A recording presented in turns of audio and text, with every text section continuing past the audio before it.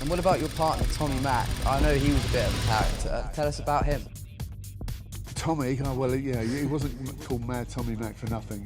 He was pretty nuts. Carl Cox, over all these years, has probably been top DJ in the world for most of those years. When I took him out there on a busman's holiday, he came out there in the early 90s for the price of a flight and accommodation. I was in Pacha one night and I think I was at the back bar. I think Nicky Holloway had rented the milk bar at the back of Pacha. I was standing up there looking around at the club and there was like 4,000 or 5,000 people.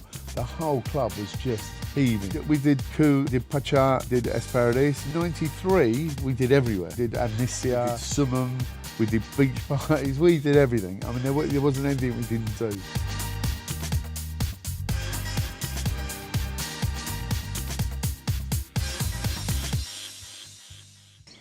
Hello everyone and welcome to the first ever Ibiza Hall of Fame podcast. My name is Dan and I'm joined here today by our co-host and guest for today's episode, Alan Warman. Throughout this podcast, we will be celebrating all the legends who have helped shape Ibiza into the cultural icon that it is today. And there's no better place to start than right at the beginning with Alan himself. So let's get straight into it. Alan, well, how did you first get involved into the club and dance scene prior to your first experience in Ibiza? The early days, we were going out there on holiday. That's how we went out. 1980 was the first year that I travelled to Ibiza, and so it was all new to me. It wasn't until the late 80s that we started doing parties on the island. So what was the fashion like, the culture?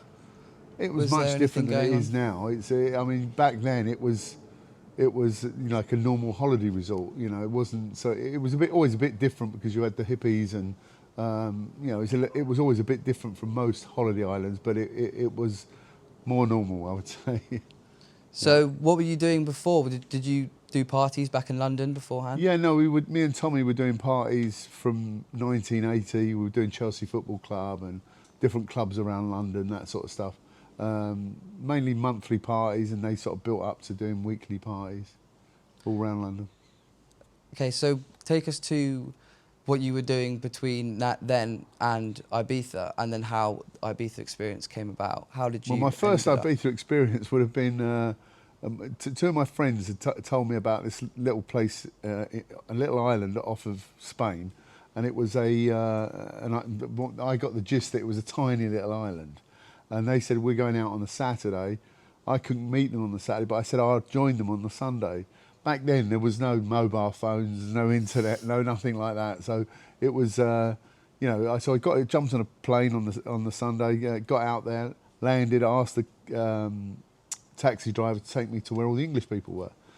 And as we were driving to San Antonio, we went over the brow of the hill, and I see the concrete jungle, and I just thought, my God, what have I done? I'm never going to find my friends, So them days you could drive straight down the main path, where the egg wasn't there then. You could drive straight down the high street. And I was driving along in the taxi and I see someone I knew from London, in a bar. So I stopped, got out, and I asked this young lady if I could leave my stuff, my bags with her until I find my friends. She said, sure, of course you can. So I sat down, had a cerveza as you do. On the next table there were 3 gorgeous Swedish girls. Anyway, so within half an hour getting off the plane, I was upstairs with one of these Swedish girls. So I realised I quite liked Ibiza from the very start. So that was my first experience of Ibiza. I did find my friends though. That's 2 good. days later. That's ideal. Having a lonely afternoon in Ibiza and you find a couple of Swedish birds, mate, that must be what drew you back. No, it's the island, but yeah, I mean, obviously, you got to remember, I was 20 years old. First time sort of going out on holiday with my friends, and Ibiza was like unbelievable. It was all new and exciting. What was the culture like out in Ibiza at that time? How different was it to London? Oh, it's completely different. As soon as we started going out, like Esparadis and Coup and places like that. I mean, there weren't clubs like that in London. There isn't anywhere in the world. There's no clubs like that, is there? Yeah. I can guess there were also a vast amount of different people there as well. Yeah, I on mean, the obviously island? there was all the, you had lots of Germans, lots of English, obviously lots of Spanish. It was very cosmopolitan. Yeah, Yeah. Even though San Antonio was lots of Germans and English in the early days, but as soon as you went to Ibiza town or different parts of the island, it was very cosmopolitan. So at this point, had you thought about starting to do parties on the island? No, I mean that we didn't start doing parties on the island until the late 80s. We were going back. What we were doing, and we'd go there beginning of the summer, and then go back again at the end of the summer on holidays.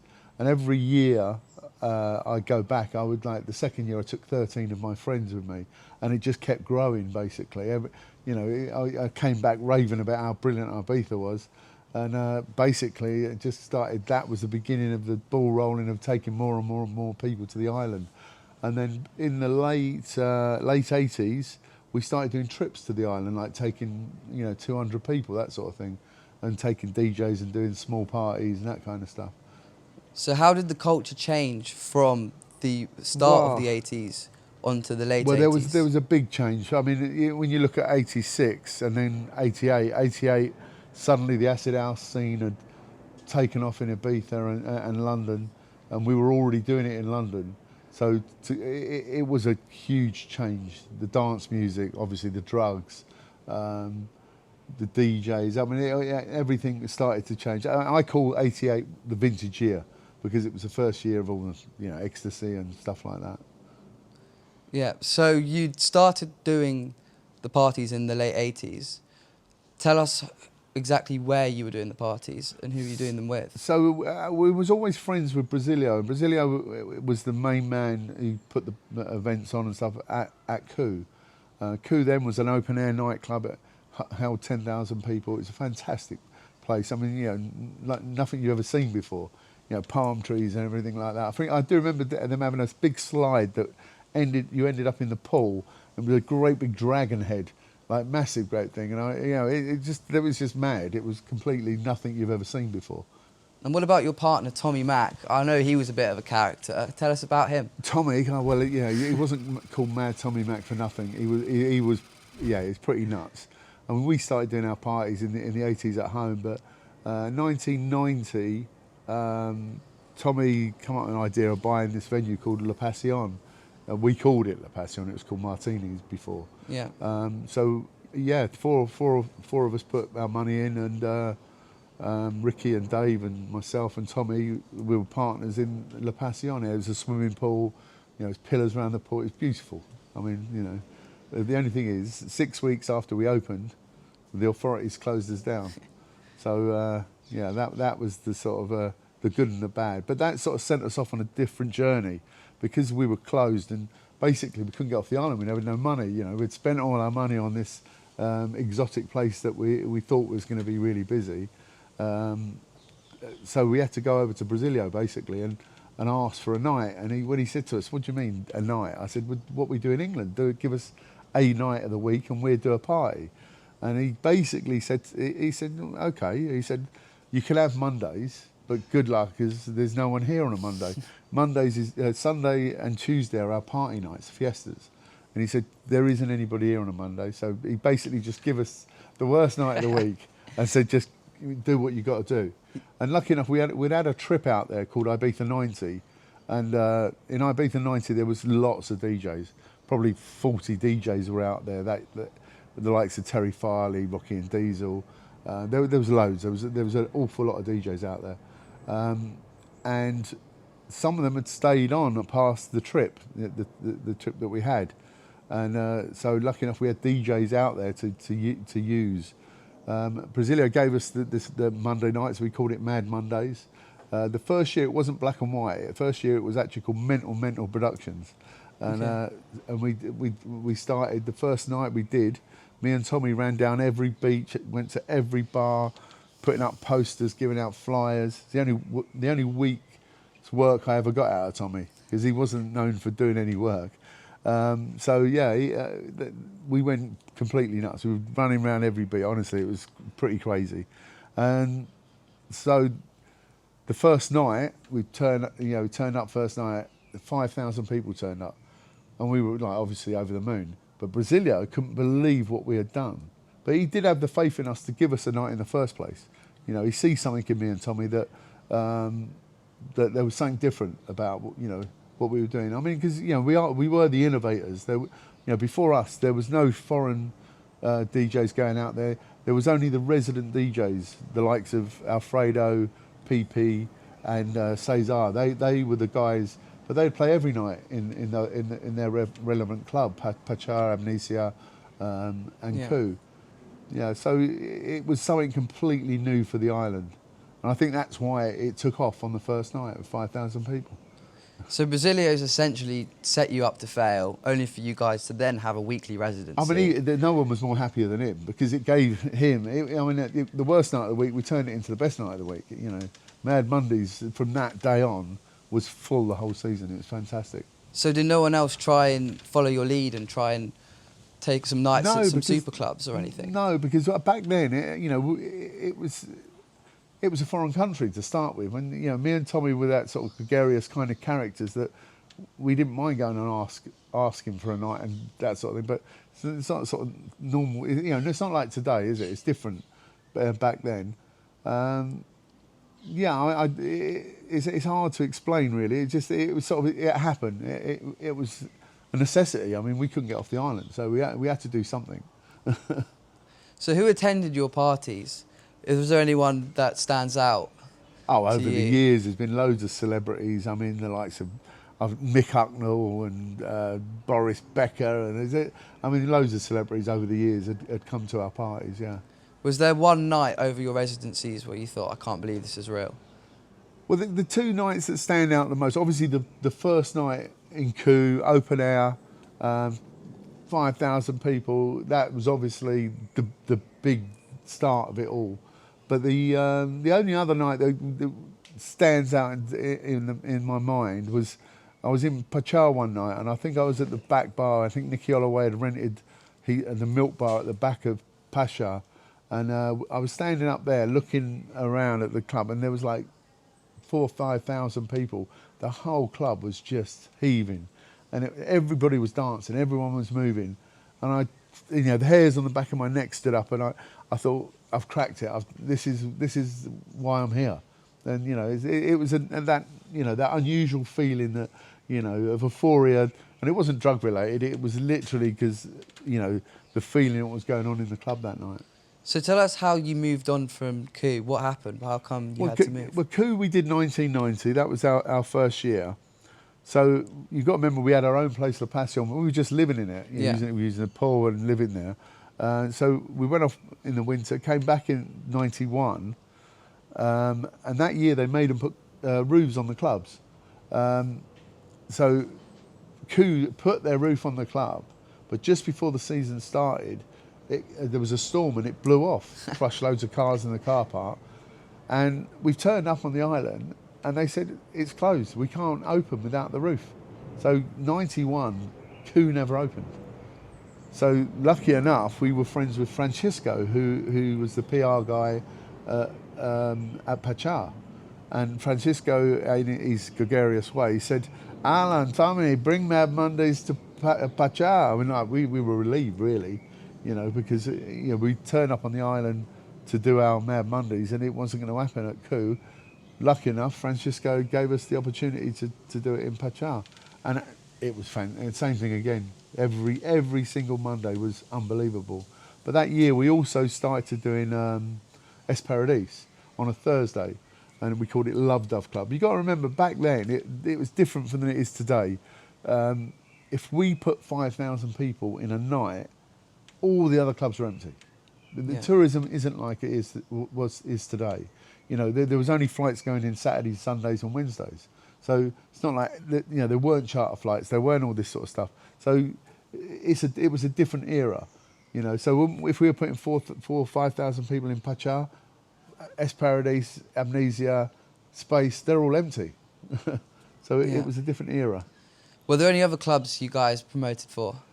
Well, at 91 we did Coup, we did Pacha, and we did Esparadis. 93 we did everywhere. Yeah. We did Amnesia, we did Summum, we did beach parties, we did everything. I mean, there wasn't anything we didn't do. I mean, we were double busy. You and Tommy seemed like you had it all under your plates. Yeah, I mean, Tommy was backwards and forwards. He had a young family at the time, so he was often in England. So I was left out there all summer doing the promotion, making sure we weren't getting ripped off on the door. So I was on the door all night. So I was burning it at both ends. I just come back every season ill. That's how busy I was all through the season. So did you have any other relationships with any club PRs?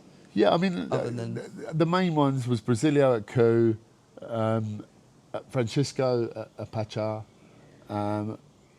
Isadora, he was a manager at Amnesia, obviously Pepe, the owner of Esparadis. Listen, when you're earning them guys money, you're flavour of the month. And we were flavour of the years, because we were out there from late 80s all the way to 94.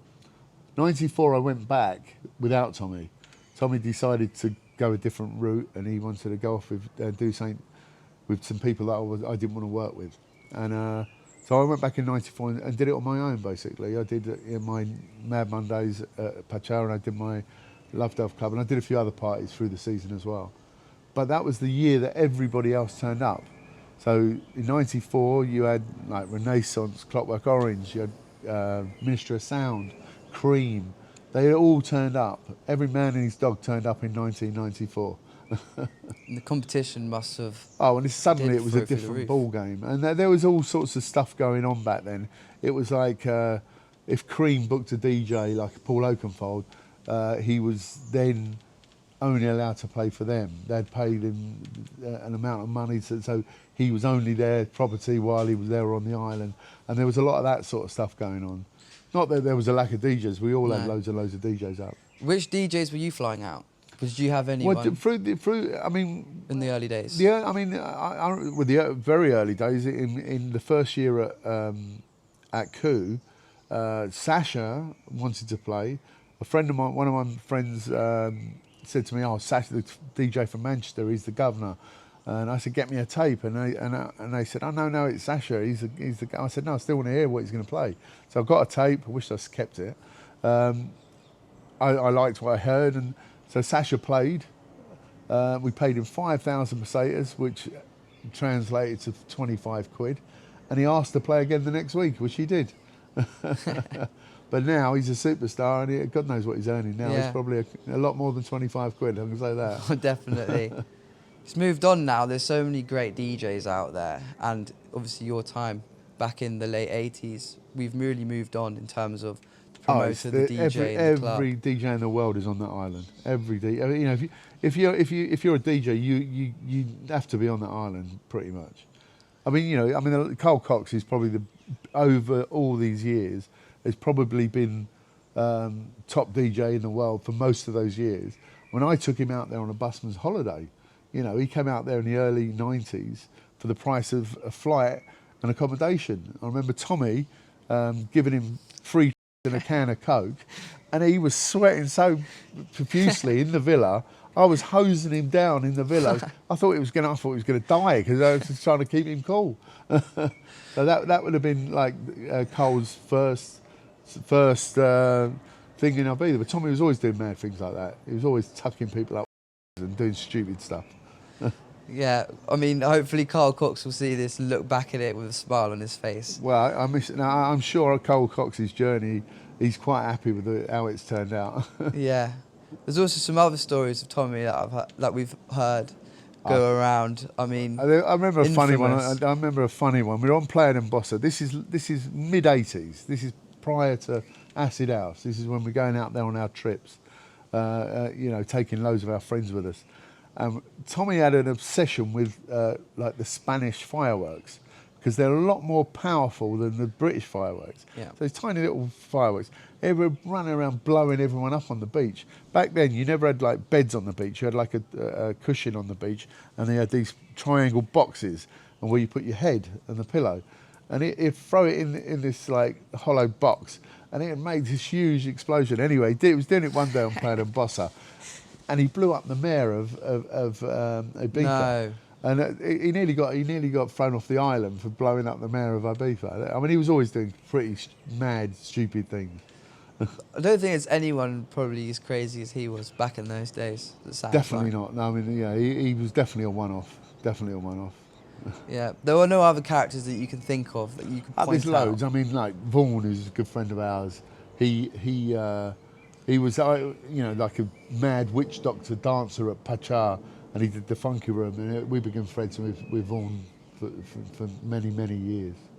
Yeah. So looking back, why do you think it all finished for you on the island? Well, in 90, I didn't go back in 95. With all the other influx of all the different promoters and club people turning up on the island, got a little bit disillusioned by it. Something I sort of regret now, but yeah, I haven't really got many regrets. But I should have stayed it out. I did go back in 96 and 97. I did Privilege, and that went pretty well. That went pretty well. What was the difference between doing Coup back in the late 80s well, and then Privilege? Well, Did you see the change? Yeah, You I must mean, have. the guy that owned Privilege, it was the different owners. He wasn't as classy as the guys that previously. The guys from Santander, Gori and Santa Maria, they were pretty classy guys that owned it back then. And then when he took over, the whole time it was Privilege, it was never as good as when it was Coup. But now it's Universe. I mean, the biggest player on the island has taken it. He was always at it, half sharing it, but he always said that he was going to buy the other guy out. And during lockdown, he had the opportunity to buy him out because it never opened the whole time through lockdown. The club was closed for a few years, but he was good to his word. Matutis said that he was going to buy it, and he's bought the Jose out, and now. He's turned it into the club that it should be, Yeah, Universe is definitely one on my list to go to. I think it'd be on everyone's list, wouldn't it? Because it's vast, isn't it? Yeah. Yeah. And as it's just opened, the newest club, Super Club. I know it's not even called a Super Club; it's called a Hyper Club now. I think. Club. The only thing I don't like is they've taken the pool away. I used to love the swimming pool. What was the layout of Coup back in the day? Oh, there was lots of areas, balconies, and there was all nooks and crannies, and originally the dance floor was a tiny little area, and it just got bigger and bigger and bigger. But the stage was always vast. There was always, and they always did fantastic decoration. If you did any night you turned up, whatever you asked for, if it was flowers, there'd be flowers everywhere. They were very good at that, decorating the clubs for a particular theme party. They were very, very good at that. Yeah. So, looking back again, where were your favourite memories made on the island? Everywhere. I mean, I love the beaches. I love the restaurants. I love the clubs. I love the bars. I mean, for me it was paradise, and it still is. I don't spend as much time in the nightclubs now. I'm too old for it, but I still love the beach bars. I still love the daytime parties. I'm not of that school that, it was better in my day. It was better in my day because I was young back then. And now it's your day, so I think it keeps evolving. Ibiza has kept evolving, and it's very relevant now. Where do you see it going?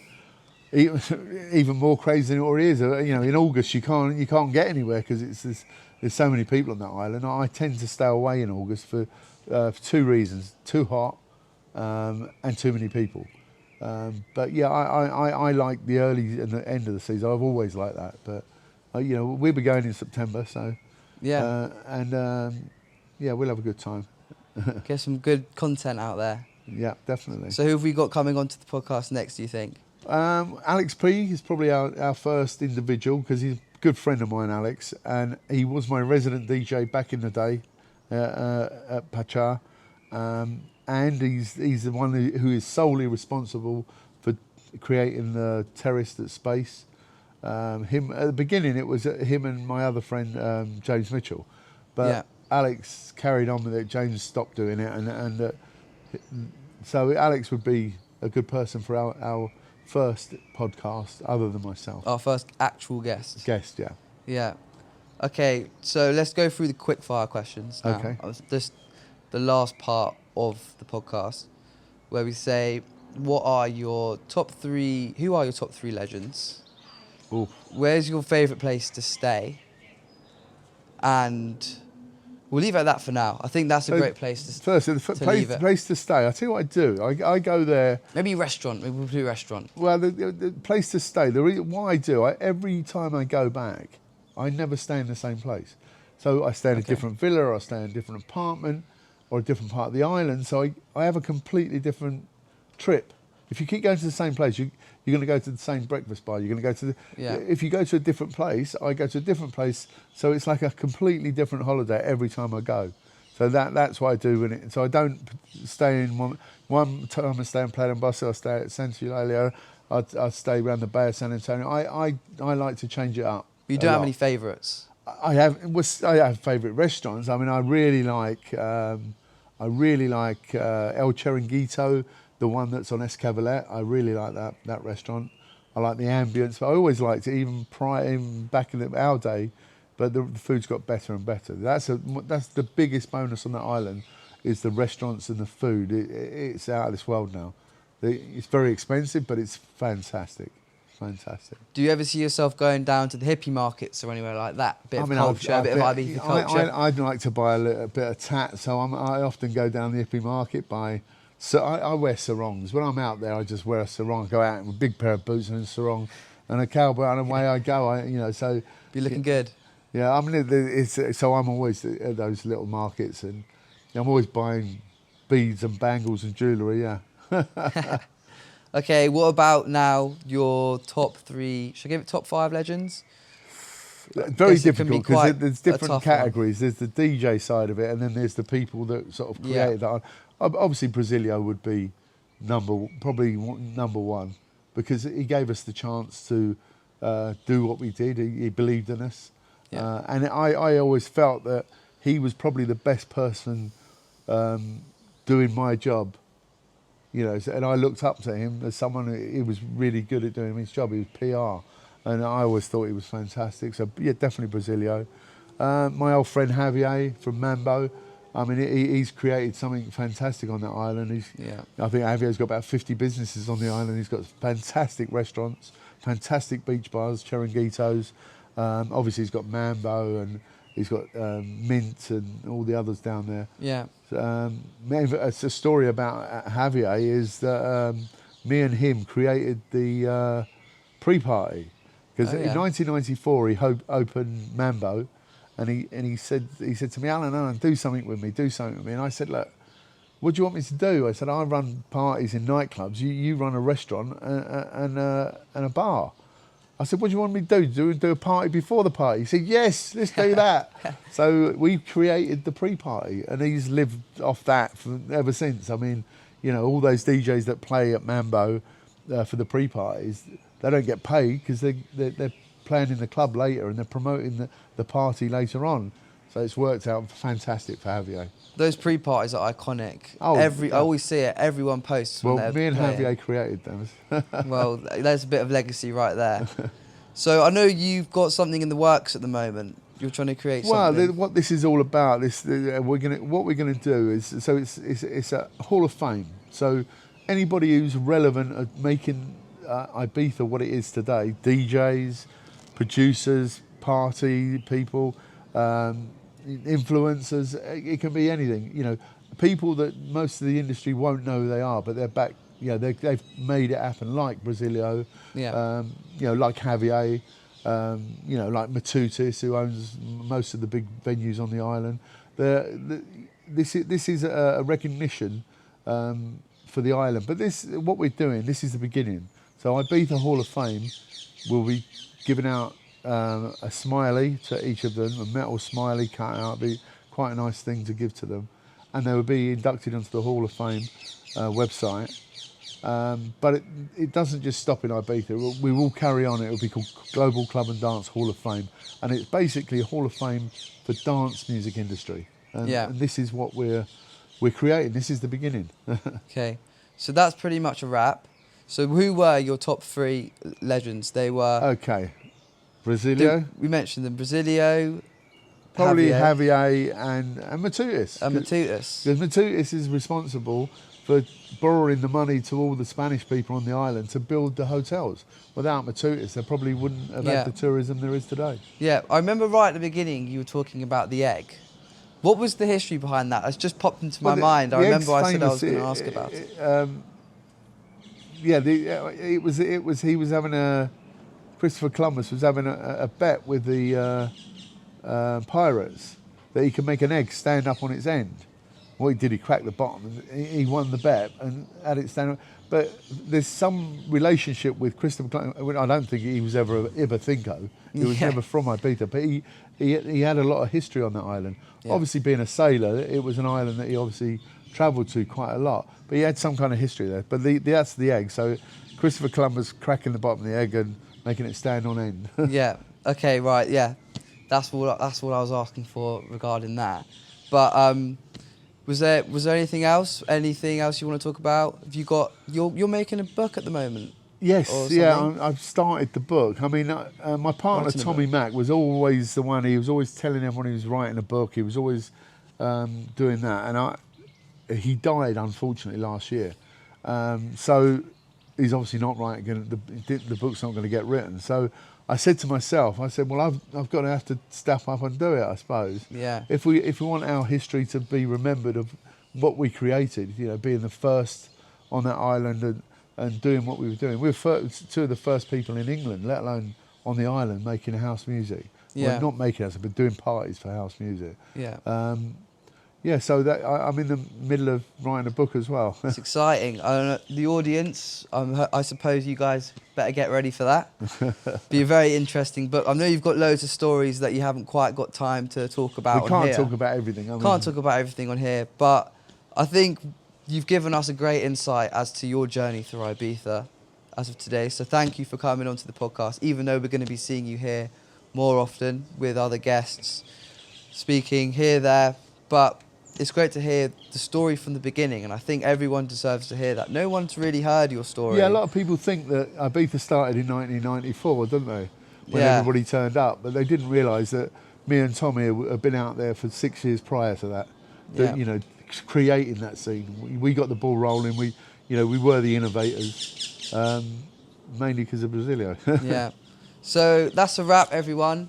Thank you for listening into the podcast. Please leave below who you think your top 3 legends are on the island. And don't forget to like, subscribe and follow us on Instagram. And can't wait for you guys to listen to the rest of the stories from other legends of the island. So thank you. See ya.